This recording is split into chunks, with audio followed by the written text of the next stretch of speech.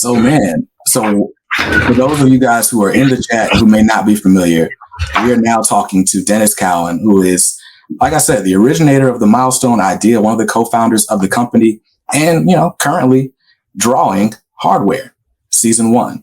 And just dropped in, not expecting to be anywhere like on any kind of camera, which is why I look the way I look, but you get what you get. Man, I really appreciate you stopping by. This is amazing. Like the best case scenario. I dig that hat, man. What is that? Raptors. All right, right on. Look at you. Sorry, man. It's like ever since I saw Rebirth of the hat down, the look. Like, right. You just like rock that look now. For the rest of my life. Yeah, man. In my grave. We need Milestone merch. We need Milestone hats. There'll be some Milestone merch, Milestone masks, Milestone hats, hoodies. Oh man, sweatpants.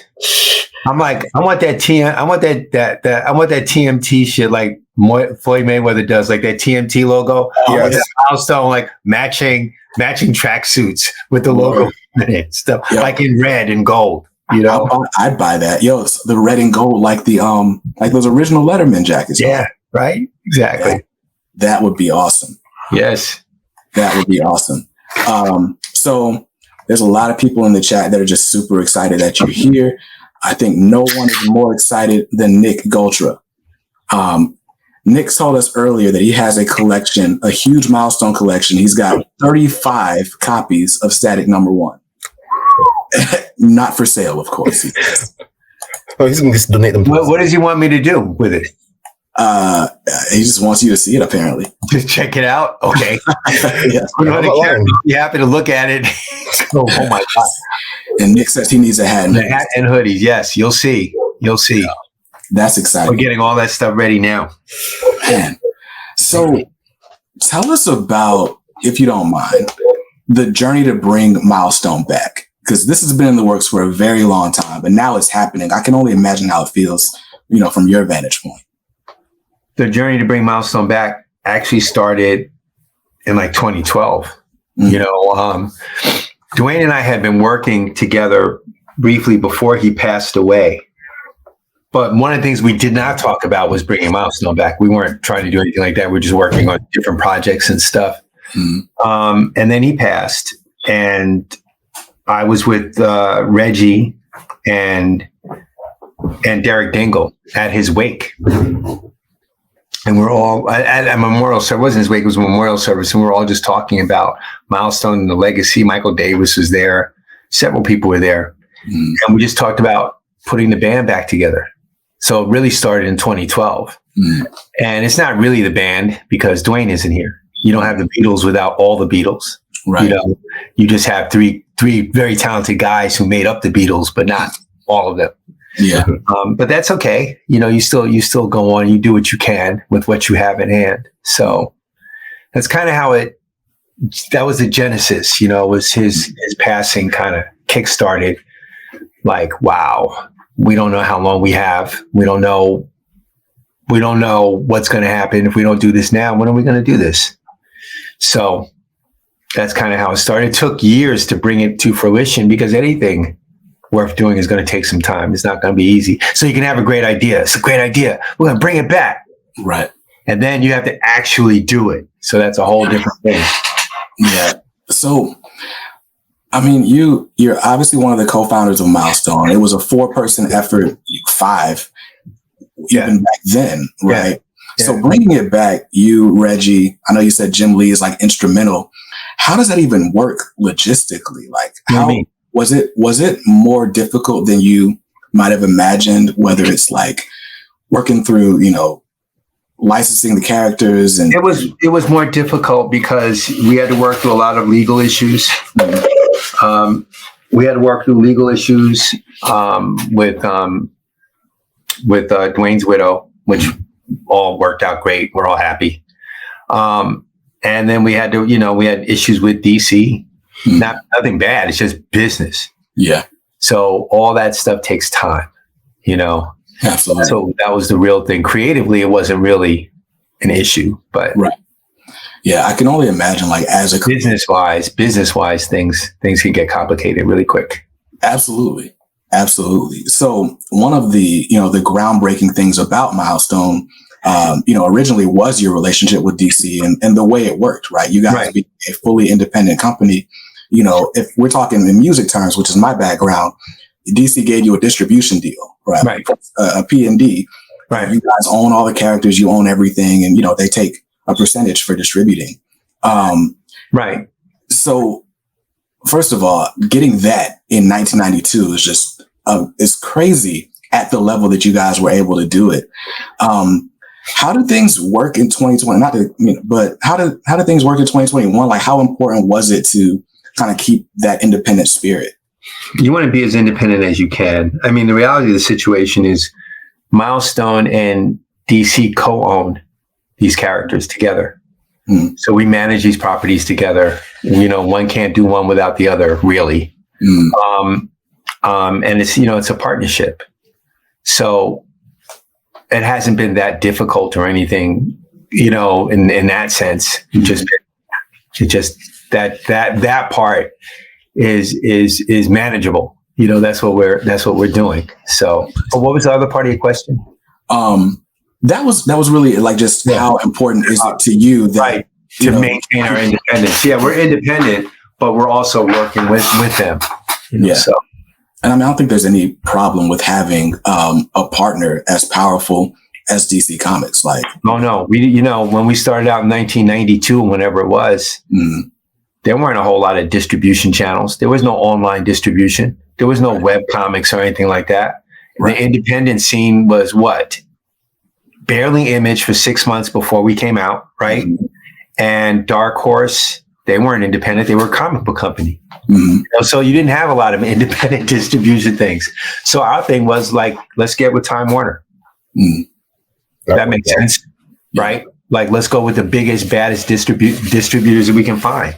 Right. That's what they do. They distribute content. So. Right. And man, distributing content, that's what you guys are doing. I mean, obviously we've got, these titles, and I left my short box over there. I literally got every cover because I had to.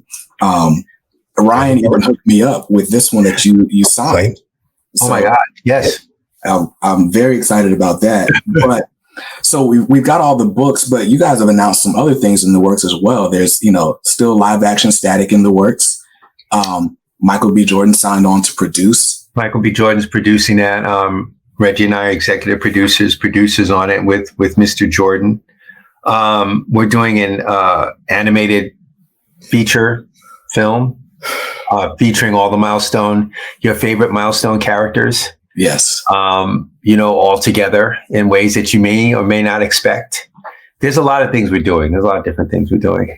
I always imagine seeing the Milestone characters on HBO Max or, something dark and gritty, live action, give me an hour series, and that would have been amazing. But I'll take a cartoon. Well, you never know what can happen. People are talking to us about a lot of stuff. So I have to say we've been blessed with the amount of interest that people have shown in Milestone and Ecstatic and Icon Rocket and what we're doing. So don't be surprised what you might see in the future. Let's come wrong. I noticed though, you guys have a lot more marketing now than we did before. Yes. And I think that was one of the biggest downfalls. I said that hurt Milestone. It was a product ahead of its time, but people didn't know about it. It was ahead of its time, right? People didn't know about it. Poor marketing in a way, but it was the marketing that was available then. Yeah. And we had a lot of publicity then, but it just wasn't. It didn't necessarily always translate. Well, actually, no. Here's what happened: marketing, awareness, and the downturn in the comic book market. Mm-hmm. That's what really did it. That's what really did Milestone in. When all the speculators left and all those people who were buying multiple platinum copies of this and that and the other, when they left, everyone got hit hard. So the people who are the lowest, not on a totem pole, but if you weren't Marvel or DC or the top stuff at Image, you were suffering. So we were victims of that. Yeah, absolutely. I mean, as much as anything else, as much as poor marketing on DC's part, they did what they could. Yeah. So, Denys Cowan homaging Bob Kane. On what? I said Denys Cowan homaging Bob Kane. How fun is this cover? Oh my God. That's hilarious. Oh man. I'm geeking because I just added these issues of Cobalt to my collection. Cobalt is such a deep dive. Yeah. Like, talk about ridiculous. What kind of costume is that? I don't even know what it is. Yeah.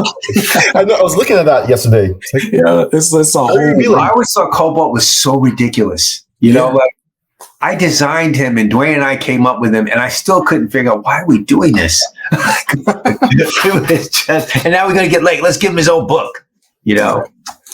Yo, so, I was browsing the Milestone website yesterday, preparing for this interview, and came across, I don't even know when you guys added this section to the site, but there are pages from the Bible available to view on the website now. Mostly art references, not a ton of like story references for good reason.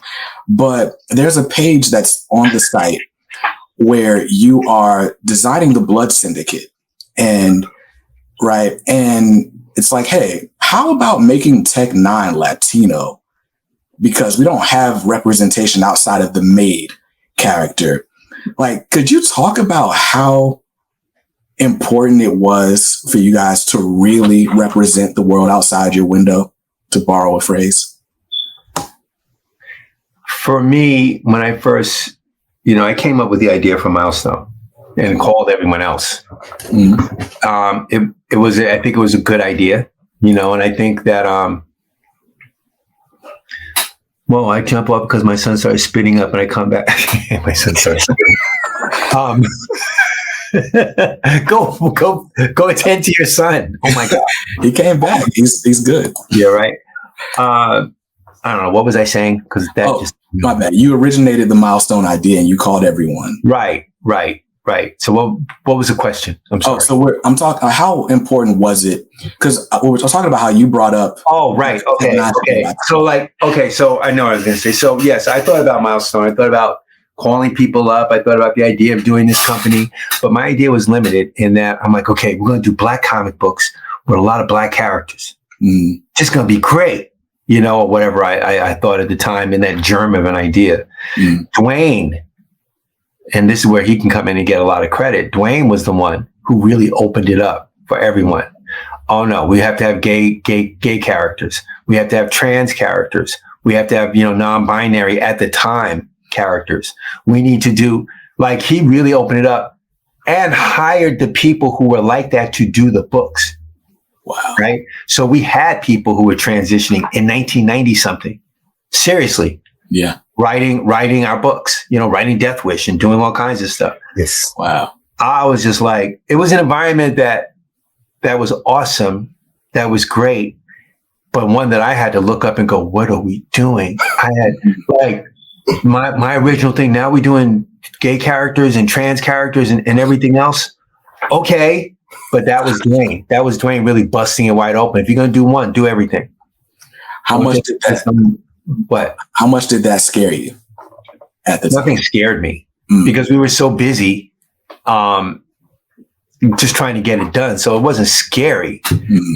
Did it make you pause? Yeah, when you had a chance to catch your breath, it made me pause and go, well, what are we doing? What? And then we, you just go ahead and do it. Yeah. I mean, I get it. You're saying like you guys had, no time to really reflect on what was being done. No one sat around and thought about let's think about what we're doing and what we've done and how it's going to reflect and influence society. And are we reflecting society accurately? No one never thought anything like that. We never said that. So you guys, you come out the gate with 4 titles and then you expand. You get Zombie, you get the Shadow Cabinet, you get Cobalt. You got all that, right? You're bringing, Heroes comes later.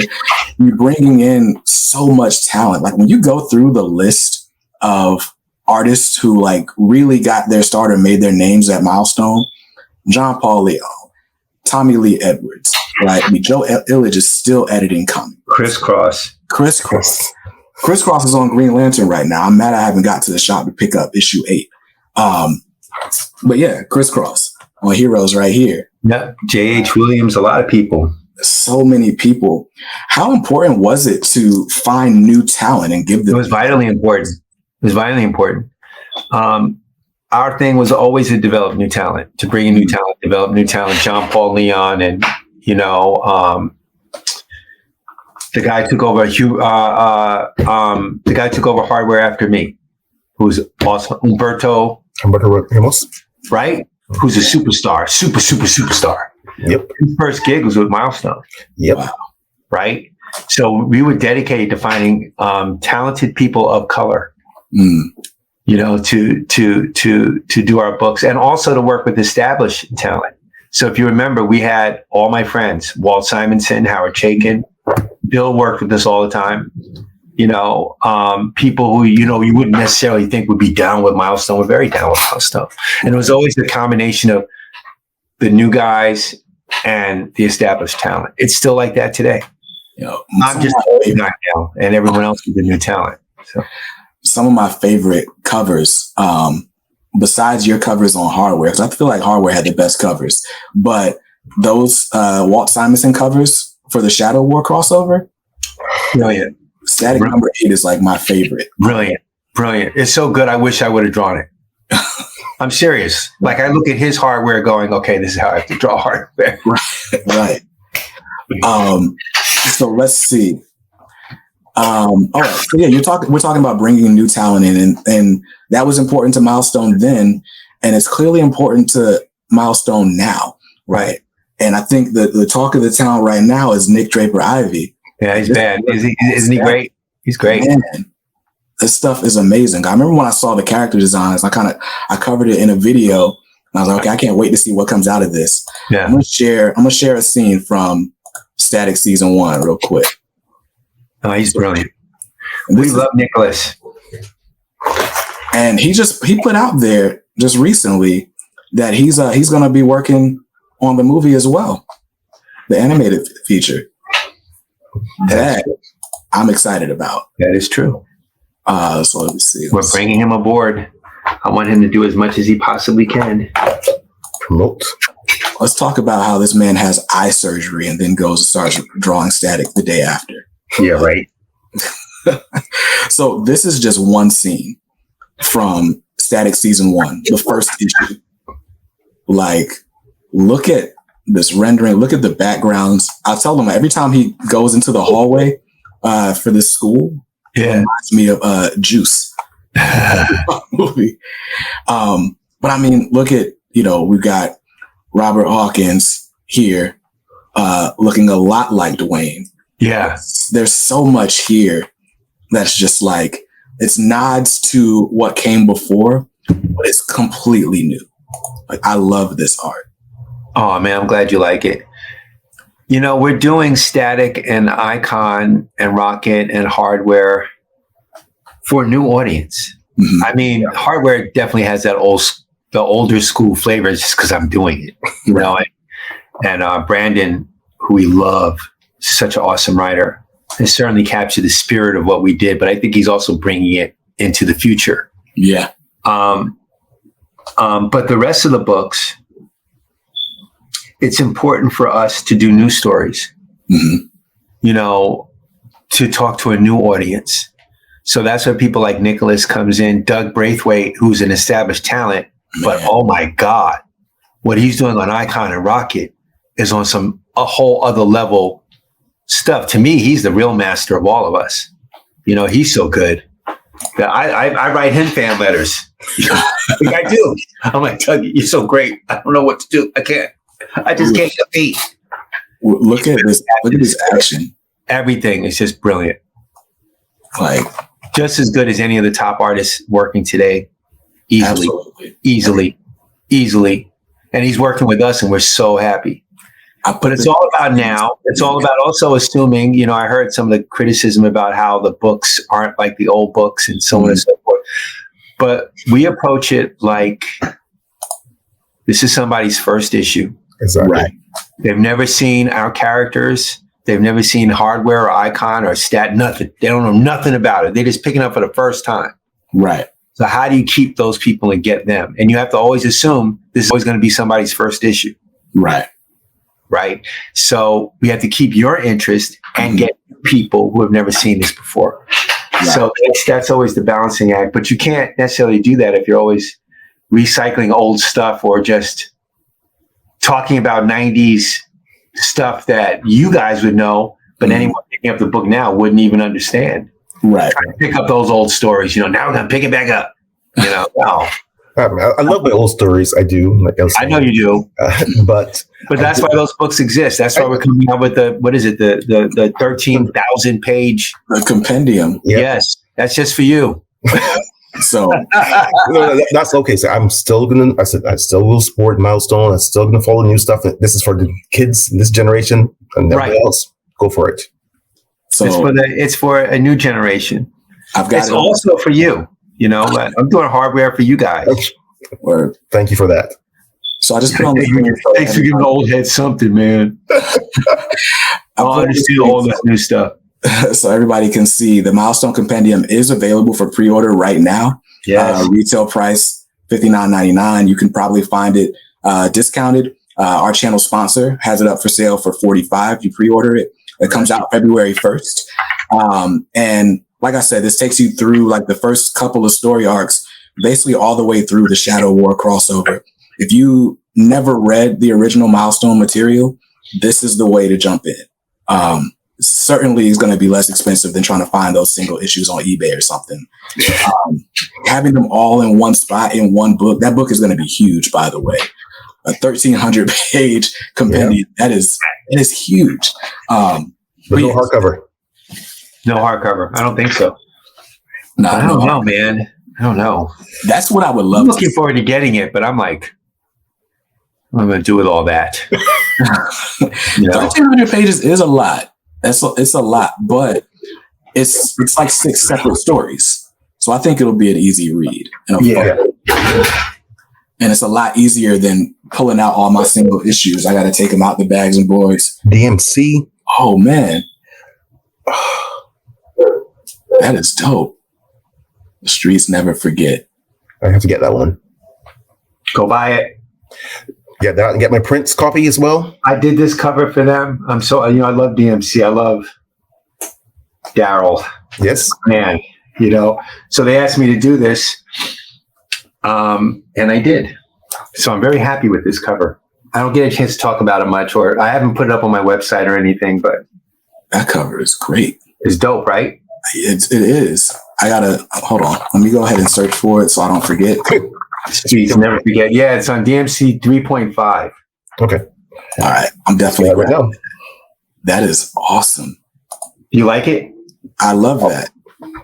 Cool. It's classic. So since we're here, right? I'm all fanboying out like we're never gonna talk again ever.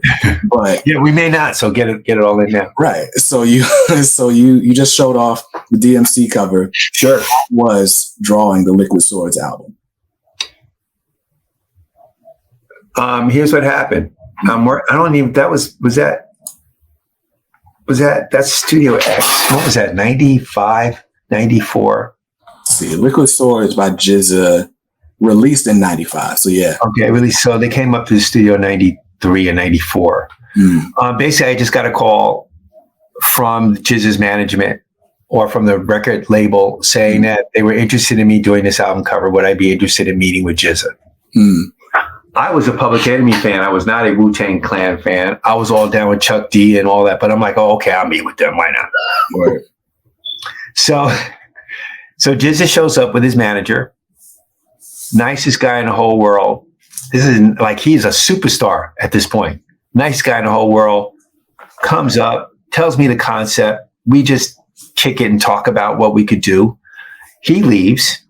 I draw up a bunch of stuff with a Pentel marker, some concepts, right? Concepts, guys in, big giant Wu-Tang shirts with swords and fighting a motorcycle dude on a chessboard. So I drew all this stuff, and the GZA comes back to my office. And I remember him calling his mom. No, Mom, I'm up at Denys Cowan's studio. No, I'll be home, blah, blah, blah. It was so cute. But I was like, damn, he's calling his mom. So anyway, I lay out all this stuff. I show him the character designs of the kids, which is on the album cover, you'll see. And that centerpiece with them on the chessboard, I showed him that. And I think I showed him a sketch for the cover. So he looks at it, loves it all. This is all dope. I love it. I love it. Okay. No. Okay. So this is it. I said, no, this is the sketch I'm showing you. No, he goes, no. This is it. I said, no, this is the sketch. I'm going to draw this. I'm going to draw it, like pencil it up, get it in. He goes, no, I like this right here.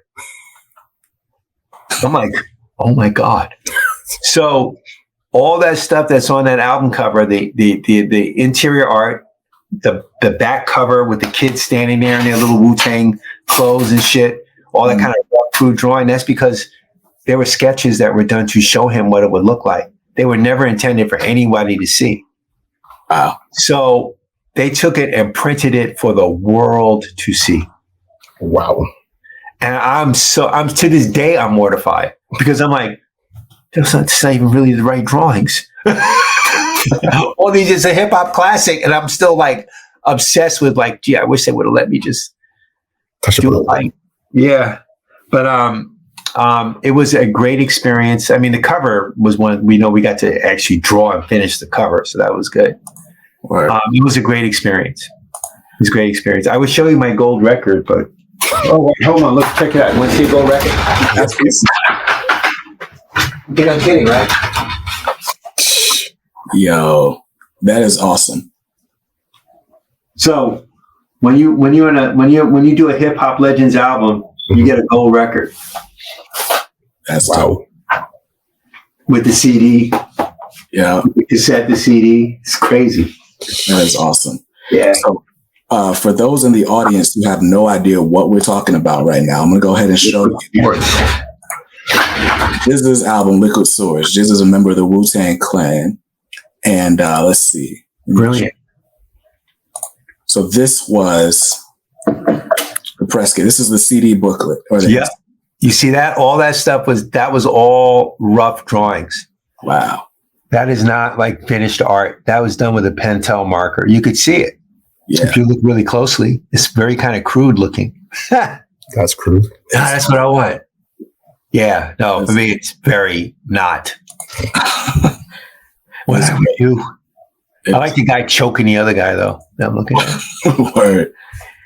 Yo, I love. Wow, I didn't even. Yeah, the kid is literally being choked by this man. Yeah, no, there's you got to really look. This being choked, chainsaws.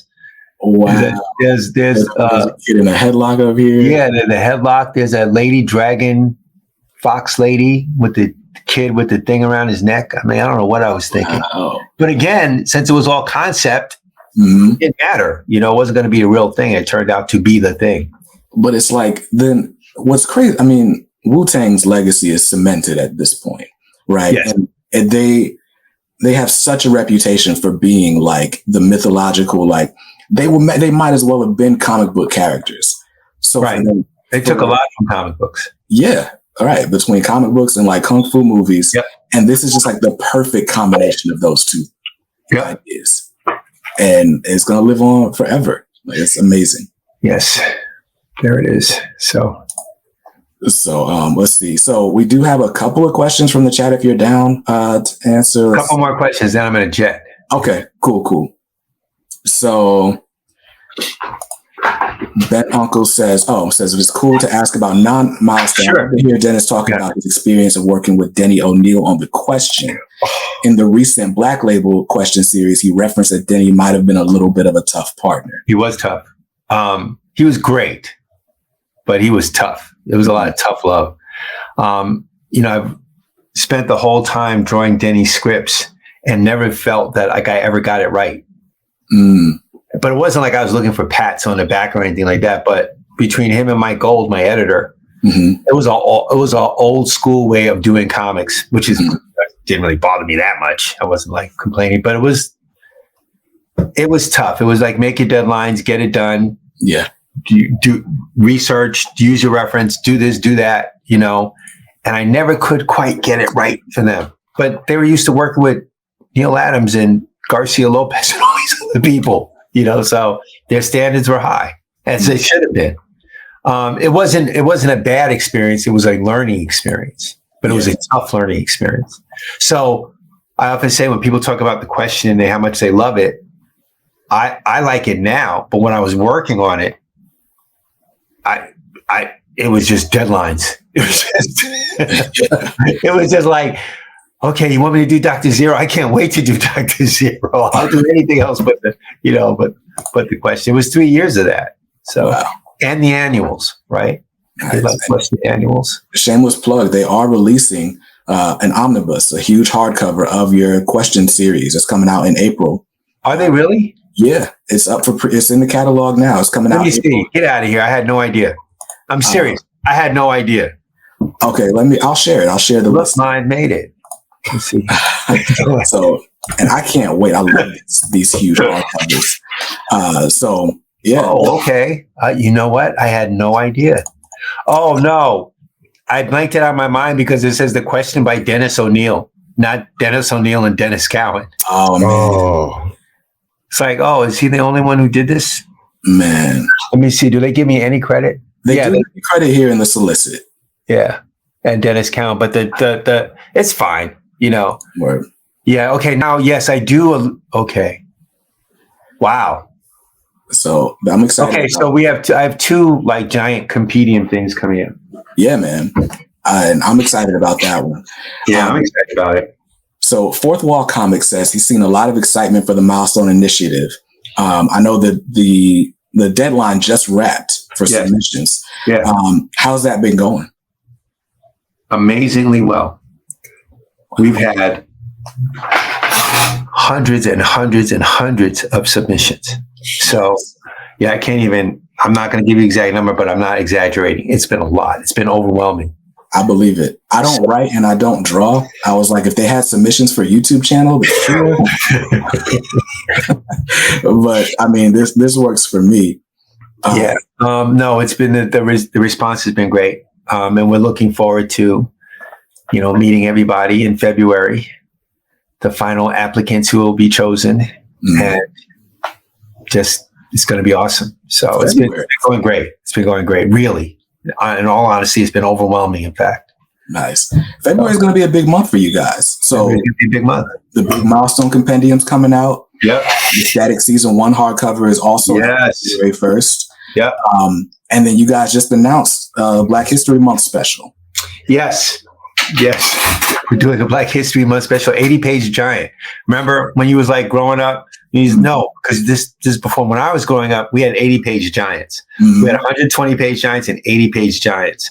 And just these thick comic books that you would get, and they would be just like, it was everything you could ever want. Mm-hmm. So we're like, why don't we do an 80-page giant? But a Black History milestone joint, where we have our characters and we approach Black history in a different way. So looking forward to that. So like, let's do it. So we're doing it. And we've lined up a bunch of creatives, lined up some great writers. There are some very talented artists who I can't wait to have to work with Milestone. Like these are my guys. I can't wait to have them work with us. Guys who mentored me, guys who everyone just, I'm very happy.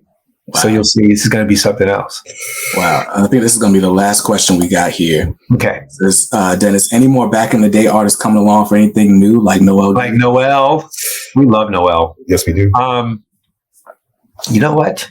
I'm going to ask Noel if she'd be interested in doing some more stuff. Noel just colored a cover of mine about a year ago. We did it for Jeff Lemire. It was a Black Hammer cover. Oh, man. Right? Like it was one of those like Squadron, something Black Hammer Squadron. You can find it. But they're all lined up. They're all lined up on the cover. And it's like this black dude with his hat off. Noel colored that cover. Let me see if I can find it real quick. What is it called? What was it called? Black Hammer. From the World of Black Hammer. Right. 3. Right. Looks like Red Tails a little bit. Hold on. Let me share this.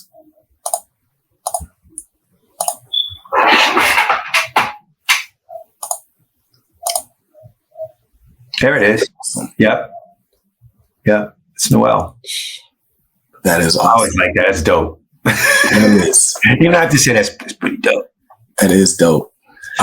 What's funny is I'm launching a website. It launches next Friday called Comics Are Dope because I've been describing everything as dope for like a year. So I figured that was a better way to go about it. Danny Quick is really enjoying Milestone books, old and new. He's on TikTok. He did a review of Icon and Rocket season 1 yesterday, and then he did issue 2 today. Oh, wow. Okay. He's the Ace Blade on TikTok. But he said you're truly an inspiration for us new creators. I know he's a writer. Oh, great. Thank you. So nice of you. Super. Danny Quick. That's a great name. It's a dope name. Dennis, thank you so much. You're welcome. On literally no notice, we put up with the technical difficulties. No worries. You've made my day. Like I can't express how big of a fan I am. I guess like I could express it by doing a live stream about Milestone, but this has just been awesome. Well, I've checked out your reviews and stuff. I've seen you, Mr. BJ Cake, so that's why I jumped on. I had to be like, I'm aware of you. We're aware of you. We see you. Man, Reggie and I see you. Don't worry. I appreciate that, man. That's awesome. That's awesome. So yeah, we got to do this again sometime. There's so many questions. Yeah, we will. We will. We'll just figure out a time. I mean, I won't get in any trouble because I'm the boss. But like, I know like the publicity guy at Milestone will be looking at me like, you just jumped on and didn't let us know. And Michael Schelling, this how y'all do it. This how you gonna do it now. So I got to answer to that. But other than that, it was worth it because I'm with my people. Thank you so much for that, man. Oh man, Bar. That's your name, Bar. Barry, I just go with Bar. All right, Bar. Thank you, man. Thanks for joining. Really, this has been fun. We'll do it again. We'll just have to figure out a time when, like, maybe maybe we'll do it in February when all perfect. comes out. When compendium comes out. Yeah, season 1 will be out. I'll see if I can get Reggie. Okay, we'll make it a thing. That would be awesome. I'll send you my email address so we can. Okay. Yeah. We'll get all the information. Bye. Have a good one. Bye, everyone. Thank you. Bye. Thank you, man. Yo,